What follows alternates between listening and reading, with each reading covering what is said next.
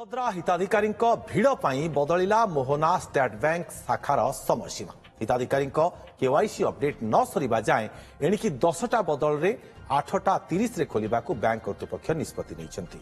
प्रबल भिड़ को देखि बैंक बाहर टेंट बांधिबा सह महिला मानकु बसिबा पई व्यवस्था करा जायछि। एने अधिक आलोचना करिसेंती मोहना प्रतिनिधि मिहिर ज्योति। योजना आवेदनकारी माने बैंक को आसवा पर प्रबल भिड़ देखा मिलता।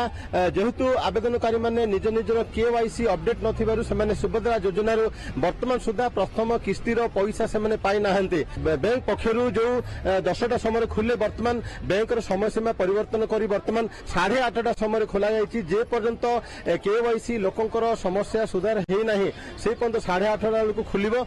आज देखि पारथि सकाल सकाल बैंक खोला अछि। आम किछि महिला प्रतिक्रिया नबा कौन कहे आज आसिले कौन कहे केमती कौन आसिल केत आसिल कौन 8टार आसिलु 8टार आज जल्दी बैंक खोला लाइन रोचु आम 7टारू आसिकी ये बसी रहीचु।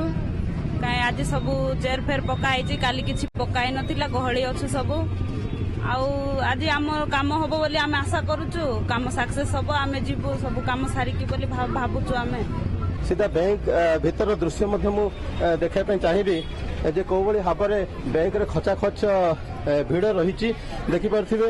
ए दृश्य हूँ कौ भाव में बैंक रो बाहर दृश्य प्रबल भिड़ रही।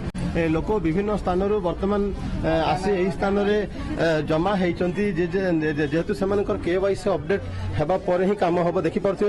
ये हूँ बैंक भीतर दृश्य जेहेतु बैंक रे प्रबल भिड़ रही। आज सकाळ 8:30 खोला है जेहेतु लोकंर किभली भाव में शीघ्र सुविधा से पाइपर केवाईसी अपडेट हेब एवं सरकार जो सुभद्रा योजना से उपकृत पाइपर से प्रबल भिड़ देखा मिली। बैंक कर्तृपक्ष पक्षर समस्त प्रकार सुविधा जोगे दि जाइए।